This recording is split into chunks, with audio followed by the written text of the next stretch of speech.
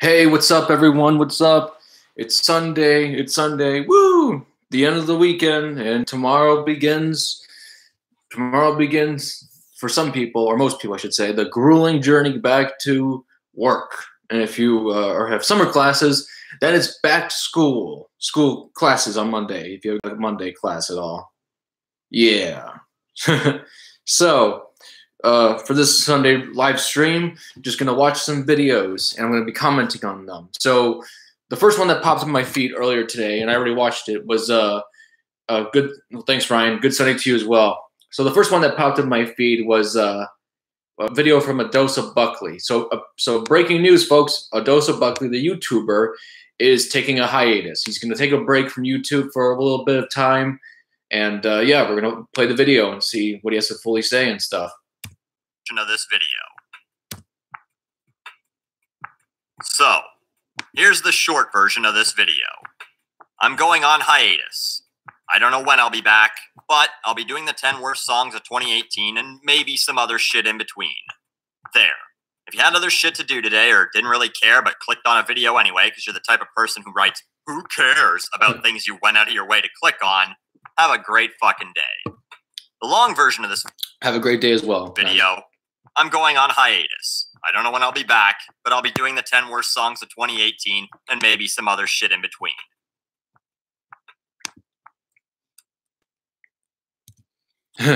So I like how he changes so usually on his thing he would say Adosa Buckley, angry humor from an angry man, new uploads every Sunday morning. And now he's saying new uploads someday. So yeah, he's gonna go a lot more in depth here, folks. But yeah, just quick thoughts on this one right now. Yeah, I mean, I think this is a completely normal thing in my opinion in terms of being a YouTuber. I mean, some people, they get burnt out. It totally happens, especially if you keep yourself to a strict routine and yeah, you keep yourself to a strict routine of uploading every once a week or once every day or once every 2 weeks or something like that. And especially if you're doing this as a hobby, like he's doing this, he's not even really getting paid for this. Like, he sells digital content, like premium content, and not a whole lot of people actually pay for it. I've actually bought some of his content, but like I said, not a whole lot of people actually buy his work, and some of them even pirate it. And I think that's silly. It's like he's indie. He's on the level of low indie creator level content creators, and he's literally charging you like like a US, like one to $2 US, and it's like it's like, you know, like whatever, however much he charges, because he lives in Canada, so the value, the Canadian dollar is higher in value than the US dollar is. So if he's charging like $2 Canadian for something, it's like $1.50 or $1 US currency wise. But yeah, so I don't entirely blame him for going on hiatus. I mean, you know, people that aren't YouTube creators and they watch YouTubers, like they think to themselves, you know, oh, this is so easy to do. It's so easy. It's like, yeah, well, how about you try it yourself? See how you like it, you know, having to constantly upload every week, having to stay to a strict schedule. And especially if you're not getting paid for this, you know, yeah, let's see you try and do it, you know. Especially, you know, especially if you don't get anybody, at least Buckley, he actually like got a huge audience, a pretty good following. I mean, I found him out through the way a lot of other people found him out, which was through the top 10 worst songs of a certain year. And I think for me it was either 2011 or 2012. But yeah, that's how I came across him, and that's how a lot of people came across him. And so yeah, you know, it can be tough. And he didn't monetize his channel, and he didn't set like a Patreon.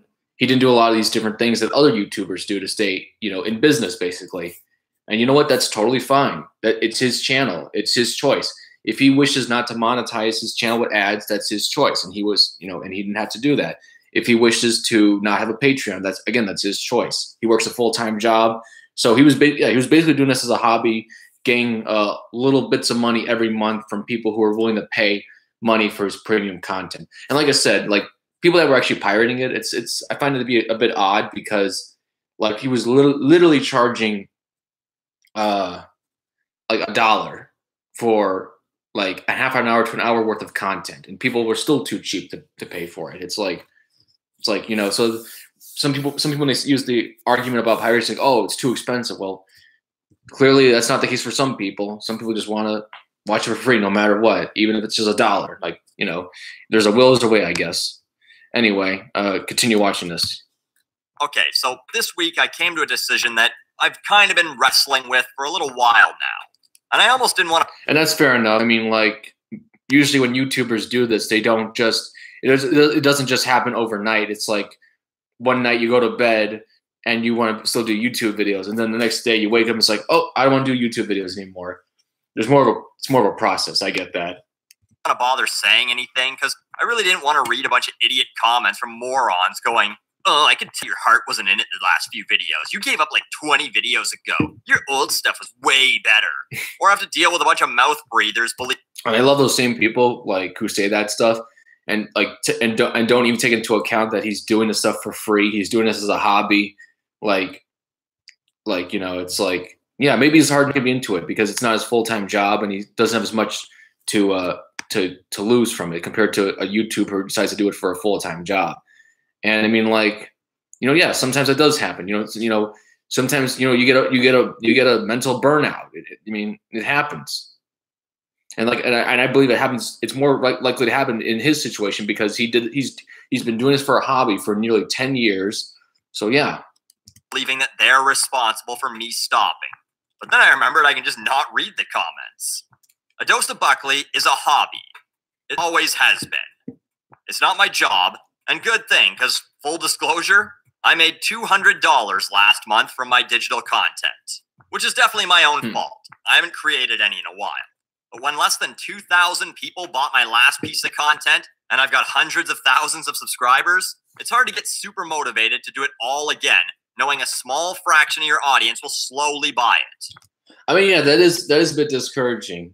But I mean, like, that's just the way it is, you know. Like, that's the way it is sometimes. I mean, like, that's why, in my opinion, if you want to do this kind of thing with YouTube full time, you got to have multiple revenue streams. And he even admits, like, part of it is his own fault, which is fair enough. I mean, like, he did admit that. Like, he could have had monetizing. He could have monetized his content. He could have gone to Patreon. I don't know if he sold any merchandise or not. Maybe he did, but if he did sell any merch, that was like a while back ago. But yeah, I mean, like, there's, you know, when it comes to YouTube, especially nowadays, thanks to the adpocalypse, you really have to diversify your revenue streams without a doubt. All right, so back to this. So it's a hobby, and I always said to myself, if I ever felt like it was a chore or a job and it wasn't fun anymore, I would stop doing it. And it started feeling like a chore about like a fucking year and a half ago. So I lied to myself. Right. Okay. But I still kept doing it because I was still kind of having fun. Right. And I felt like I had an obligation to my... Of course, if you're not going to have fun with this, you know, making videos and especially being dedicated to that kind of stuff, you know, you got to have fun with stuff like filmmaking and stuff like video making. Because if you're not having fun with it, it kind of defeats the whole purpose of doing it in the first place. If you're just gonna be miserable doing it, you know, there's gonna be less motivation to do it, especially for something like in his circumstance where he's doing this for a hobby, he's not making a whole lot of money for it. There's less motivation. There's less, you know, it takes more of a toll on you then. My audience, and this isn't about views. I say as I'm about to launch into a full paragraph rant about views, and yes, they're definitely dwindling. But I've said before, I don't want to be one of those pathetic fucks who doesn't know when their time is up and they have 500,000 subscribers and 1,000 views per video. But then this week, I started going through my usual Monday prep. All right, what's this week's video going to be about? Kylie Jenner is being called a self-made billionaire. That'll be funny. Then I thought, great, another video about some dumb cunt and their stupid, truly fans. So then I thought, how about this Kylie Jenner? Elon Musk thing? People are willing to donate money to her. Soccer I'm jealous of her. I wish people would do that for me.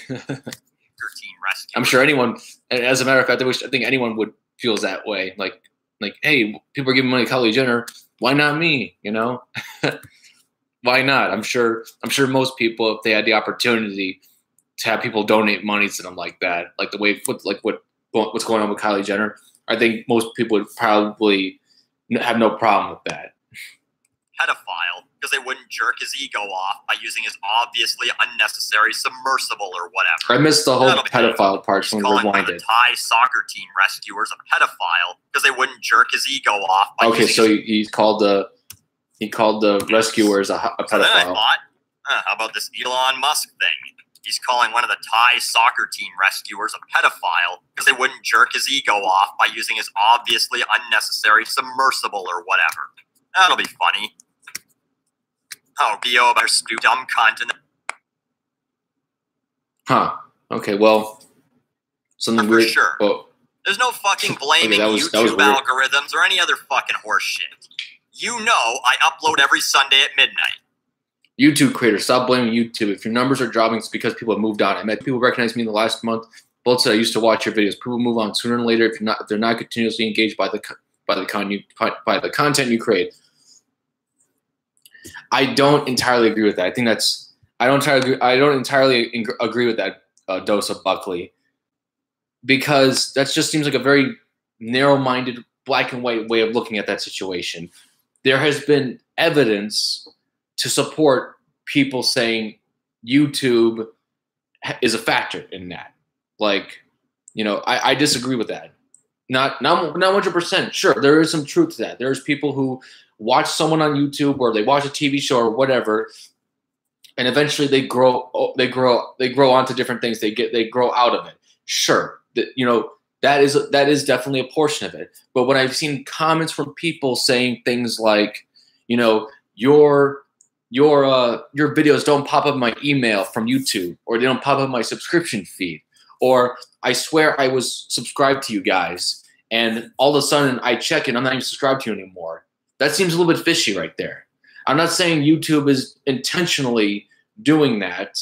You know, it could happen. I mean, there could be a malfunction in their software, in their servers. I mean, YouTube's a big fucking, you know, it takes a lot of power to run YouTube. So, I mean, yeah, you know, things, you know, some things are bound to happen. That being said, there may have been instances where YouTube may have intentionally done stuff as well. I mean, you've seen what they've done with the firearms channels. So, I mean, they're clearly capable of that. And now apparently I've read a news headline where they're going after marijuana channels as well. So it's like, no, I have to disagree with this YouTuber right here, Buckley. Like, I don't think it's as simple as, I don't think it's as simple as saying, no, it's not YouTube's fault that people are not watching or that you're getting lower views. It's just people leave your content. Like, no, it's not as simple as that. You know, sure, that's a factor. That's possible, and that is a factor, but it's not the only factor. There are other things at play here from what I've personally seen, so I cannot fully agree with that. And, hey, Brock, thank you, man. Thank you, and Merry Sunday to you as well, dude. Merry Sunday to you as well. All right. It's right there on the fucking end slide every week. And yet, my last video still had less than 60,000 views by Tuesday night. Okay, but don't you think that's a little bit like anecdotal in a sense? Like, this is like anecdotal evidence, so you're just using your own, you know, personal experience. I think you're well aware of that too. I'm not saying you're not. I think you're, you know, you seem like a self-aware kind of guy. So I think you also are aware of that. I'm just saying, like, I think it's a bit, I think to argue that, oh, the only reason that people's views are dropping, you know, like a YouTuber's views are dropping in the past couple of years is because simply because people stop watching them. Like, no, I have to disagree with that. Like I said, that is probably a factor. Like, but that's just one factor out of a variety of different factors. You can't. I think it's inaccurate to simply say, like, oh, the only reason you're losing views over a period of time is because people simply stop watching your content. You know, when in the past couple of years there has been evidence to suggest other things happening as well, that those things I've already gone over, and possibly other things as well. You know, I'm just, you know, maybe in your case, Buckley, maybe in your case it was that, you know.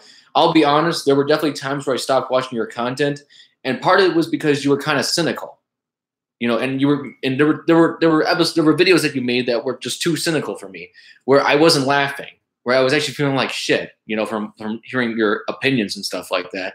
And like, and it wasn't because like you were wrong or anything like that. It was just that like the way you were presenting it just made me kind of feel down. So I'm just like, oh man, like I don't want to feel down right now. Like, you know, it might be Sunday morning when I'm hearing this, or it might be like later at night on a Saturday night when I'm hearing this from you. So you know, maybe that wasn't the best time to be listening to you for me, you know, depending on the topic of the video. And you know, there were other videos, you know, more recently that I did like a lot. Like I love the one that you did last weekend with the guy from The Walking Dead. God, what was his name? I can't remember his name. But you know, you did a video with the guy from The Walking Dead. I'm just gonna look up his name. But yeah, so I love that video because I agree with you. Jeffrey Dean Morgan. Okay, that's his name. I love that video because, you know, you and I agree on the position that fans of an actor or artist or some kind of entertainer or musician or whatever, some kind of person that works in entertainment, you know, that their fans aren't entitled to just go up to their place of residence and just knock on the door and be like, "Hey, what's up? I'm a big fan of yours." You know, it's like, you know, that is, I've always found that to be very strange. Like, and it doesn't matter whether it happens to an actor from The Walking Dead or it happens to a famous musician or if it happens to a YouTuber like PewDiePie. Yeah, so I definitely agree with you in that video. And I wish people would stop doing that because just because they're, you know, just because you know them from the internet, from TV, or from movies doesn't give you the right to just walk up to their door and knock on their door and say, "Hey, what's up? I'm a big fan of yours." Like, they don't even know who the hell you even are. Like, it's one thing if they invite you to your house, to their house, like, hey, you know, like you meet them in public at like a convention or something like that. And, you know, it's one thing if you manage to get along with them and they, you know, and you have the opportunity to get invited to something involving them. That's one thing. But to just not just walk up to their house and just start knocking on their door and just be like, "Hey, you know, I'm a big fan, so that somehow gives me the entitlement and the right to do that." It's like, no, it doesn't. Like, you know, just stop thinking that way. It doesn't. Like, you're entitled to watch the TV shows they work on or the music they produce or the movies they're in or the video games they make or whatever kind of entertainment that you follow them on. It could be YouTube as well. So yeah, that I agree with you on, Buckley. And I agree with you on a bunch of other things. And some things that you've said I don't agree with, but that's okay because I don't have to agree with everything a comedian or a opinionated personality type person needs to always say either. But anyway, let's go on. Hell, I made a musical autopsy a couple of weeks ago. It's my most popular series. It's what everyone knows me for. I gained well over half of my nearly 600,000 subscribers from the 10 worst songs of 2011 alone. And many of the rest are probably from people going, "Oh, check this guy out. He makes fun of music. It's hilarious." I was on some stupid fucking Watch Mojo list of the top 10 music critics. That's and pretty I'm not funny. even a music critic. Right, he's not even a music critic, and Watch Mojo put him on a list. An autopsy was music always critics. good for 100,000 views on day one. After 2 weeks, as I'm writing this, it's at 76,000 views. It's a very popular song, too. It's not some indie shit where I know it's going to get less views. And the grown-up shit, when I talk about politics and social shit, my video about Trump's nonsense regarding Canadian cross-border shoppers hit 63,000 views. That's the type of goddamn numbers I used to expect in a fucking Jason's Japinions video, not on an actual dose. The bulk of my audience has spoken. They're bored. And I don't blame you. Like I said, so am I. I think part of it is either they're bored. I think there's also some other explanations. Yes, one of them could be they're bored. Like, hey, like, you know, like I've listened, you know, I like this guy Buckley, but I listened to him enough and I'm kind of just bored of him. Sure, that's totally a factor. Like I mentioned earlier, I think part of it could also, there could be other explanations as well. Like maybe some people just find your materials too cynical or negative, and they don't want that kind of thing in their life because maybe their own life, they feel like stressed out enough as it is, and they don't want to, you know, come across an internet commentator who makes them feel feel more like shit, basically. Yeah, so that could be another explanation, you know, and it's not the only explanation. It's just one out of multiple explanations. Like, and yeah, and Merry Sunday. Thank you, Aram. Hope you're enjoying yourself.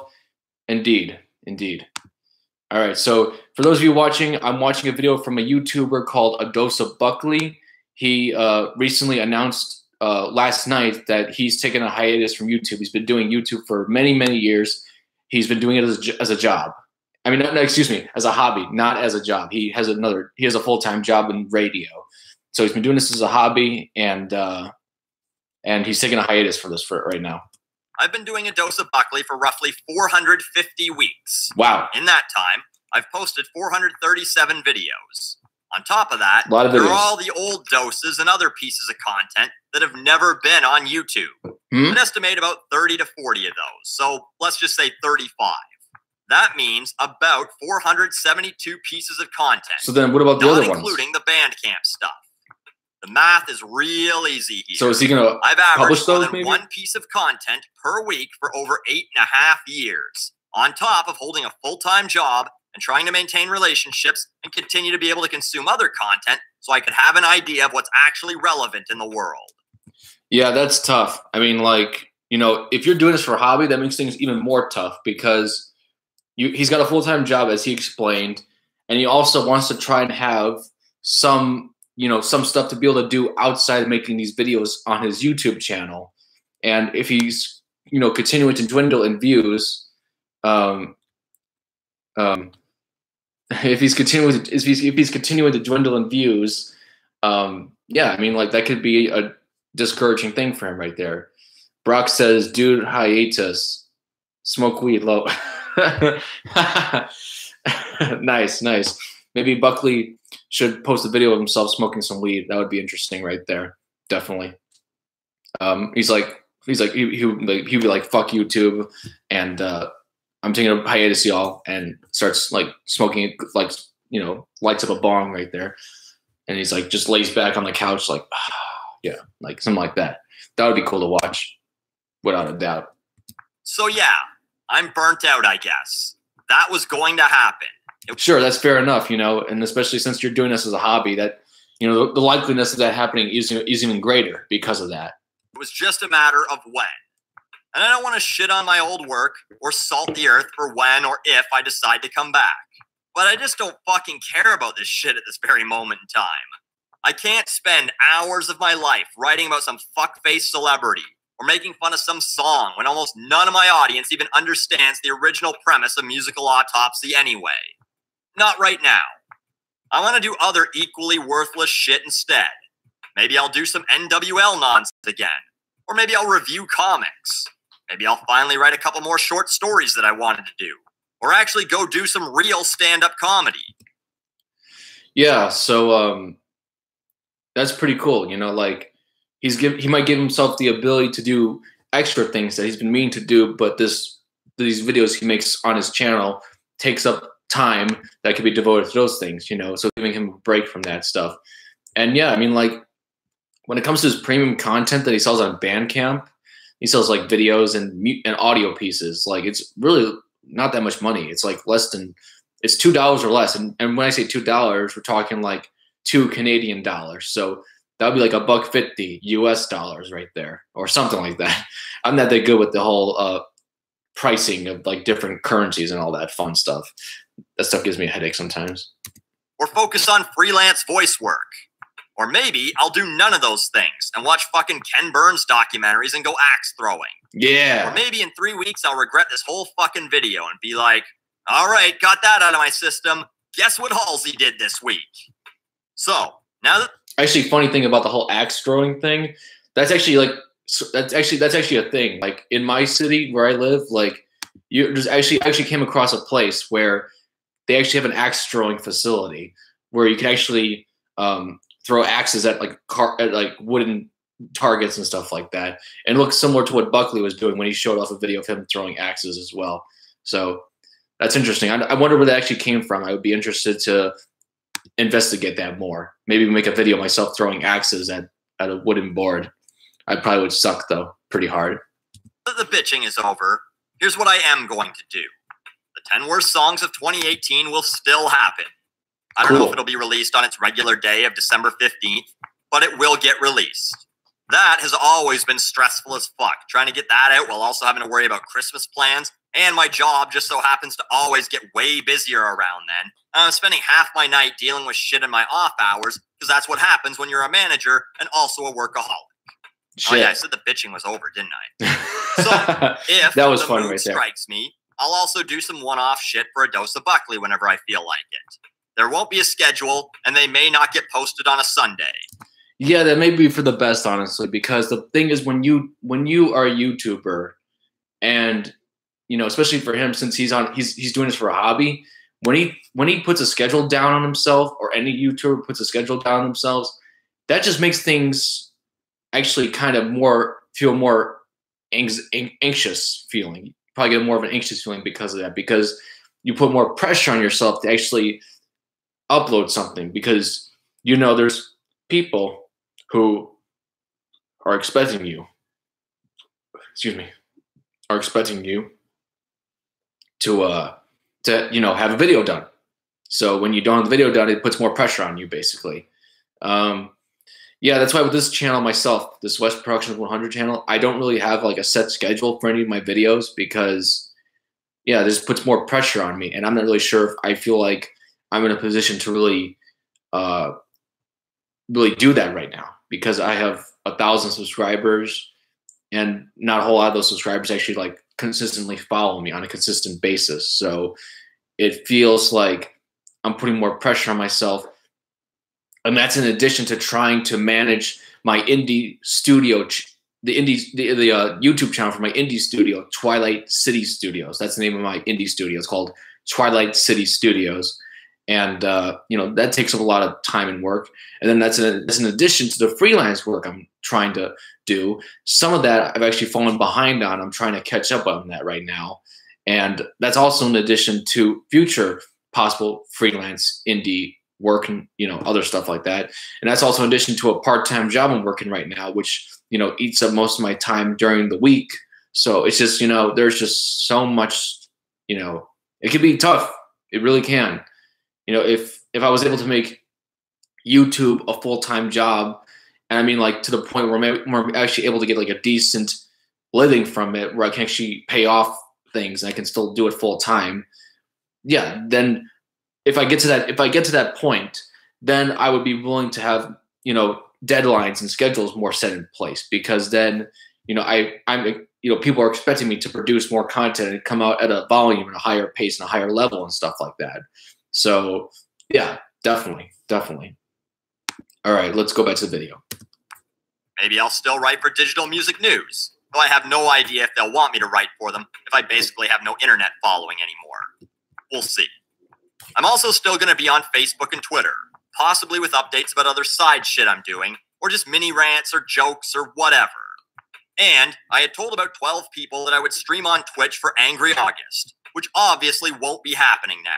So I might still do some streams. Then you can ask me on Discord what I think about some stupid celebrity shit that I'm not making videos about right now. And finally, I'm going to make all my nerd rants free to listen to. You'll still be able to buy them if you want to download them, but they'll be free to stream. I've actually downloaded Nerd Rants Series 1 and Nerd Rants Series 2. And I actually meant to make a review video about those two, the first two, on the other channel, Twilight City Studios. Maybe I will, but I never got around to it yet, so who knows if I ever will. No, but I actually listened to those two. The Nerd Rants 3, Volume 3. I never listened to that one though. That's cool though. And yeah, if you want to download it, he's still giving that as an option right now, which is pretty cool too. So we're gonna finally compile and release all the old shit that you've likely never heard, and put it on Bandcamp in a week or so. It'll cost $1. Why would I give you $1 for some old shit you did? You're quitting, you might say. I don't know. You didn't give me $1 when I was active though, so why start now? Touche. But basically, it'll go toward maintaining my Bandcamp account, which I pay for the pro version of, and my useless website that I just keep so I can have the domain name. Okay, so that's how he does it with Bandcamp. Because I've been wondering, because I noticed that he sells stuff like digital content through Bandcamp, and I've considered actually doing that myself, like a video on demand through Bandcamp and other services through selling my own work as well. And hi, JK. And So apparently there's like a pro version. Same thing like with Vimeo. You have to, Vimeo or however the heck you pronounce it. You have to like get like a subscription service. I mean, you have to pay a subscription fee. Like it's like I think it's $17 a month for the pro version, and then they have higher levels and stuff like that. And now they have like their own like video service where you can create your own like app or something like that. It's called an OTT. I don't even know what that even stands for, but like it like allows you to create your own like kind of website and channel for like your own content and stuff like that, which is pretty cool, but it seems pretty pricey as well. So, you know, it seems like, I don't know, I'm kind of confused about what to do with that. But for right now, YouTube's still good for that stuff. So anyway, back to the video. Anyway, this was way longer than I wanted it to be.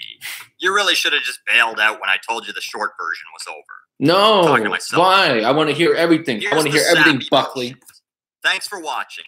Whether you just started You're welcome. Week, or you've been with me since December 2009 or whatever. Or whatever. I know I've highlighted a lot of the whatever, Buckley. I've been with you since, what, like 2012 or 2011 or something like that? No respect, no appreciation. Thanks, Buckley, for nothing. I'm glad you're leaving. Goodbye. About how I've helped give depressed people something to laugh about, or just about how much people like my work. And yeah, 60,000 or 70,000 people watching a video is still nothing to sneeze at. But like I said, right, it's not. You're getting a lot more than I am. I spent the first 2 or 3 years doing videos for 100 views. If I was getting 1 million views right now, I'd still be making this video. And who knows, maybe in a month or two I'll say, fuck, I miss doing this. Right. But again, thank you. This was fun until it wasn't. And when it's fun, and I've enjoyed your content, dude. Back. Or I'll do something else fun, and maybe it'll be something that you think is fun too. Maybe. See you around. All right, see you around, dude. Yeah, so that concludes a chapter of A Dose of Buckley in the life of Adam Buckley for right now. Seems interesting. This Buckley guy seems a little full of himself. Yeah, I can see where you're coming from there, Brock. I'm not really sure though. Like maybe he is. If you want to go into more detail about why you think so, you're more than welcome to, and I can respond to that as well. I mean, yeah, he does come off cynical too. I mean, like he claims that that's part of his humor and stuff like that. I mean, like, you know, he's entitled to you know, stay with the, you know, do whatever the hell he wants in regards to YouTube and stuff like that. If he wants to leave YouTube and take a break, you know, more power to him. You know, I don't, you know, that's totally fine. You know, sometimes people need a break. That's totally acceptable. I kind of feel like sometimes content creators are taken for granted on YouTube and other places. People like that aren't big YouTubers or people that can't make a living off of YouTube or other services like other television productions or movie productions. They're like, oh, what are you complaining about? You make movies for a living. Or, oh, you do YouTube for a living. What are you complaining about? Like, it's still fucking work, man. Don't tell me it's not fucking work, okay? That whole bullshit with the get a real job. Like, fuck you. Yes, it is a real job. Don't tell me it's not a real job. If you are actually making money from YouTube, being a YouTuber, and you actually like pay bills and you do this like and you devote tons of hours a week to YouTube and you're getting like, you know, and you're getting good money from it and enough money to pay bills and to, you know, not have to get an extra job, or not have to get another job to the point where you're doing this full time, then yeah, it is a real job. Don't tell me it's not a real job. Just, what? Because you're an entertainer, therefore it's not a real job. Like, it's still a real job. It's just an entertainment job. That's all it is. Okay. But so what? It's still a job. Like, a job is a job. If that's what you want to do and you're able to find success in that, you know, awesome. You know, I haven't been able to do that so far, but oh well, maybe I will, maybe I won't. But at least I'm aware enough to realize that people who do this, you know, who are able to make a living off of YouTube, this is their job. Don't tell me it's not a real job just because you don't do this or because you see it as some kind of entertainment platform and they're entertainers and therefore it's not somehow a real job. Like, it's still a job. Like, give me a, like, Get off your high horse from whatever job you do. Like, whether you're a truck driver or you're working construction or you work in manufacturing or you work in IT or something like that. You know, why is your job any more real than their job? You know, you provide a different service. You make a different product. Okay, you just work in a different industry. That's all. That's all you do. It's different, but that doesn't mean that the other person's job isn't real. It's because, you know, you don't do that job. I'm pretty sure if I'm pretty sure if the people who actually say those things, if they had the opportunity to be YouTubers and actually make a living from it, I believe they would totally be doing that. Okay, I guarantee it. So don't tell me it's not a real job, because you would be doing it too if you had the chance. Silly, absolutely silly stuff right there. Okay, so I'm gonna watch a couple more videos for this live stream. We're gonna go back to Alien, the Alien universe, the Xenomorphs. First movie directed by Ridley Scott. Second movie directed by James Cameron. Then the other movies, you know, directed by whoever. I know Ridley Scott directed Prometheus, and he may have directed Alien Covenant. That I'm not sure about, but I know he directed Prometheus, and I think he directed Alien Covenant. But I'm not too sure about that. Anyway, let's watch Xenomorph embryo implantation process. This is some freaky stuff right here. The implantation of a xenomorph embryo begins, of course, with the egg, which is also known as the ovomorph, which harbors the facehugger.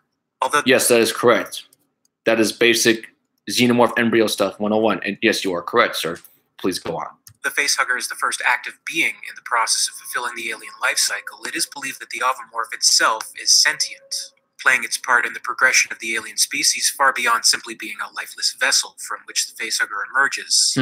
However, the ovomorph's relationship with its ecosystem may prove to be more complex, possessing its own central nervous system at the base, linked to a network of thermo pressure-sensitive veins that run across the outer surface, which allow the egg to sense when a host is detected close by.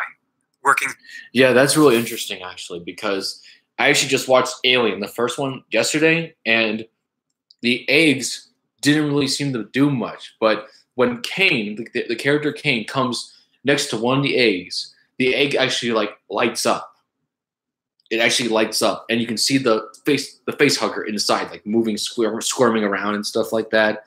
And it's weird. It's almost like the egg or the face hugger inside are able to somehow sense that a potential host is nearby. It's weird and interesting and freaky and stuff like that. So great franchise, by the way. Alien is just terrifying and awesome at the same time. Through a symbiotic relationship with the facehugger inside, signaling the opportune moment to attack the host once opened. As displayed in Aliens, the ovomorphs themselves seem to additionally share a hive mind with the alien queen, insofar as to take orders directly from the queen, as seen with Ripley's initial confrontation against her. The two seem to share an unspoken peace agreement to allow Ripley to leave the hive and in turn not wage any destruction on the xenomorphs. Though, of course, an egg would end up opening, breaking this short-lived peace. Right. Once a host is detected, the ovomorph transfers its remaining bioelectrical potential to the facehugger, essentially breaking the symbiotic relationship. The alien queen there thought she had the upper hand on Ripley, but actually it was Ripley that had the upper hand on the queen. Don't fuck with Ripley, okay? Release, the top of the egg splits open in 4 sections that peel back like the petals of a flower, allowing the facehugger to leap out and attach itself to the host. The facehugger will then leap towards the host's face and immediately wrap its tail around their neck and its digits around their skull. Once securely in place, the facehugger rapidly renders the host unconscious using a cyanose-based paralytic chemical administered simply through skin contact. Once a facehugger is securely attached to its host, it inserts its proboscis down the victim's throat, this proboscis being, of course, key to the embryo implantation process. Perhaps by the need to implant as soon as possible and as an instinct to progress the species, this fleshy protrudence can be seen emerging from the facehugger moments before attachment to a host. As the Nostromo's science officer Ash observes when monitoring Kane's condition after his attack, the facehugger is able to feed the host oxygen. Through the proboscis, the facehugger both supplies the host. So Ash wasn't lying. Ash wasn't lying there, making shit up. Ash actually was telling the truth there, which that makes sense because in order you need the host to survive, so you need to be able to not have the host choke or anything like that. Yeah. To keep them alive long enough to endure the process, and also implants the beginnings of a xenomorph embryo in their esophagus, a process that takes several hours. The gestation of the xenomorph embryo at this stage has been a subject of debate as to whether the facehugger feeds all the necessary elements such as the seed and egg of the creature itself, simply using the host as a vessel to harbor the xenomorph and gather the necessary nutrients until birth takes place. Though to be sure, a DNA bond between xenomorph and host undoubtedly takes place to a certain degree, and as proven in various cases, the adult-grown xenomorph takes on many traits of its host. Many aspects of this remain mysterious. I don't know if he's going to bring this up as an example or not, but one example that comes to mind right away for me is Alien versus Predator, where the facehugger impregnates a predator, species of the predator, and the alien bursts out of the predator's chest, and you can see the little mouthpieces, the little fangs or claws that predators have, and you see the alien has that. It has that trait, that genetic trait. Mysterious, as the growth of the xenomorph creature far differs from our own procreation as humans.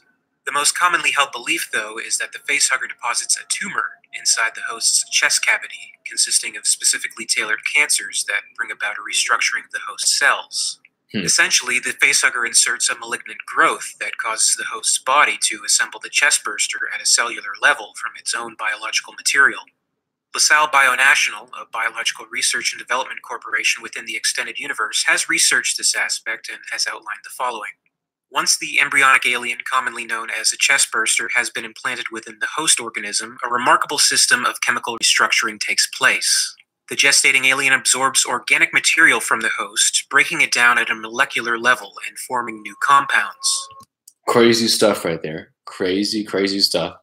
Makes you wonder if these xenomorphs are truly like natural in the sense that they evolved from evolution, or if they came about through some kind of genetic engineering, because like maybe being developed by the other species that's known in this universe. God, I can't remember for some reason, but they're like, the ones from Prometheus, the big like humanoid guys, were like, they control those circular ships, stuff like that.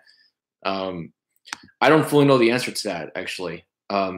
In Alien Covenant, didn't Michael Fassbender make them?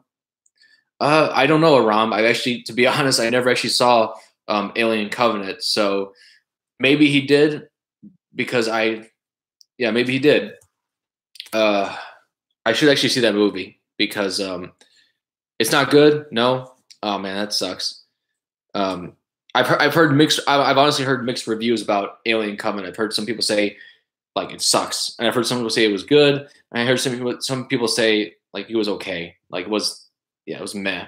Like, so it seems like Alien Covenant has had a very controversial reception, basically. If he did make them, that might have something to do with it, because like the alien creatures, the xenomorphs, they've always seemed to have some kind of in terms of their development, like their genealogy, they always seem like they were like genetically engineered by more intelligent species, whether they be a human or humanoid android, or the other really highly advanced species, the one that we see in the astronaut people. I can't remember the species for some reason, the name that they're given. But like, the ones that with the circular ships that you see in Alien 1, you see in Alien 2, you see in Prometheus, you see in Alien Covenant, those guys, the other intelligent species in this universe. Like I've seen people suggest that like, they made the xenomorphs, or had some kind of contribution to the xenomorphs, like they contributed in some way, like they somehow genetically engineered it.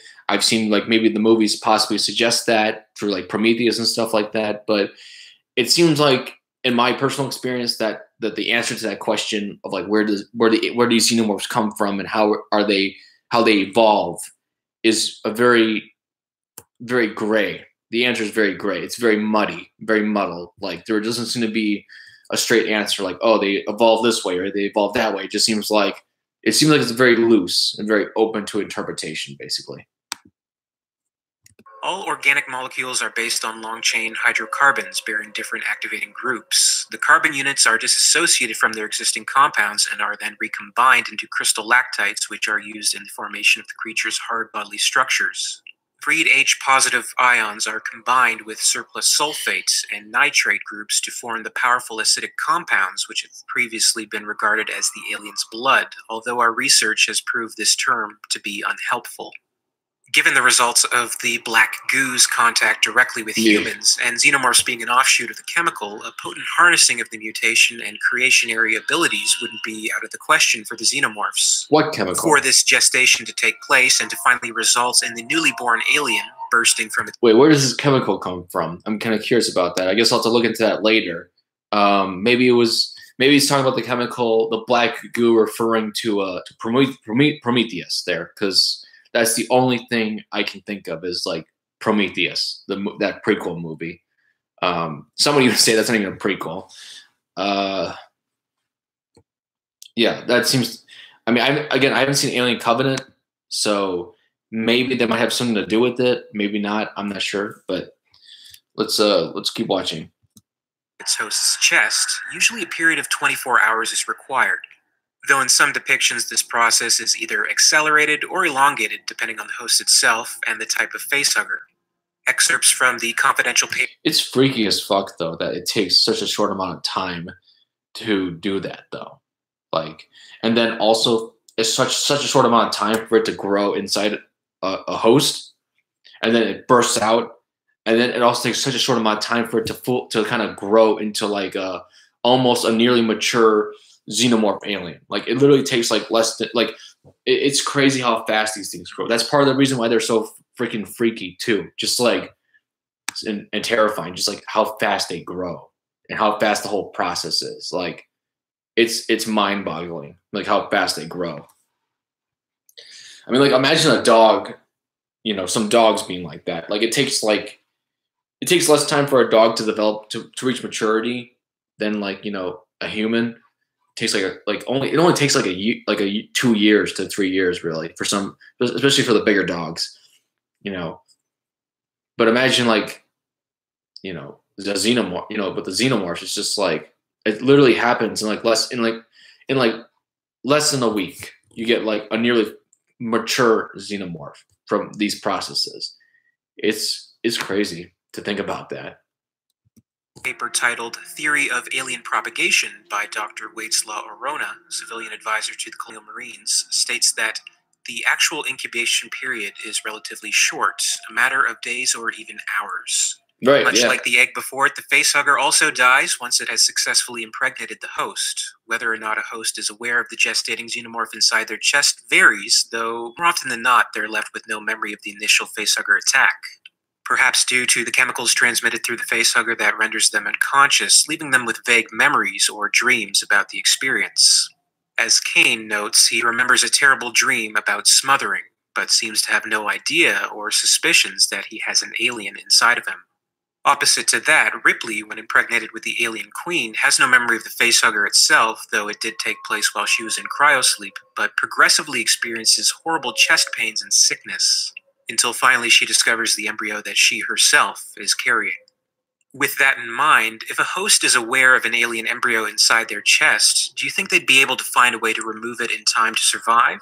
And would you be interested in a video on that theory? Comment. I would be, actually. I would be. Below and let me know. And as always, thank you so much for watching this. I would be, actually. I would be interested in seeing that because... Please be sure to give me a thumbs up. That's always by all means, comment below with your suggestion. Signing off. Yeah, I would be interested in actually finding out about that, because ever since I got back into this alien stuff from this channel, actually this Alien Theory YouTube channel, I've been thinking about that a lot more, and I have thought about that in the past. When the chest bursters are inside a host, I actually do think to myself, is there a way to actually get rid of it without actually harming the host? Like if a character got impregnated by one of these things and was able, like, how would you be able to get it out without damaging the rest of your body and stuff like that? And if, yeah, like, how could you? Is it possible to get it out, or is it too late? Is it once the face hugger, excuse me, has done what it's done? Is it just simply too late? I know in Prometheus, the main character had some kind of thing growing inside her, like a chest burster or something like that, and was able to take it out. Although it wasn't a xenomorph chest burster, it was something else. I'm not really sure what it was. It was like some kind of squid thing or something like that. It was some kind of creature. It wasn't. I don't think it was a xenomorph. I think it was something else in Prometheus. But they were able to take that out like through like some kind of like, you know, operating room and stuff like that. Which was kind of weird because even though the tools were like, it's like, because that operating table was meant for the main man, like the older man, like the Weyland-Yutani guy, but apparently with whatever, the founder of Weyland Corp. But like, it's just weird that the tools were there for a C-section for, you know, her, while it was actually while the operating table was meant for him. But whatever, it's not that big of a deal.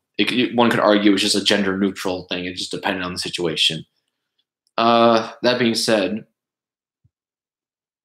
no, yeah, it would be really interesting, and I might actually look into that because there's a video from this guy right here from Alien Theory called "Can a Xenomorph Chest Burster Be Removed?" So he in fact answers that question actually, or possibly answers it. So I'm going to check that out later on. But for right now, it's almost been an hour already since I started streaming, and so I'm gonna call it a day with streaming right here. Thank you to everyone who watched, and to all the future people who will watch this. Thank you again for watching this. I really appreciate it, and be sure to check out my other content on this channel. I got hundreds of videos on this channel. Really appreciate it if you all check it out. Also check out my other channel, Twilight City Studios. That's more of my indie film channel as well. So really appreciate it again for checking us out. And thank you all, and have a wonderful day. Thank you, and bye-bye.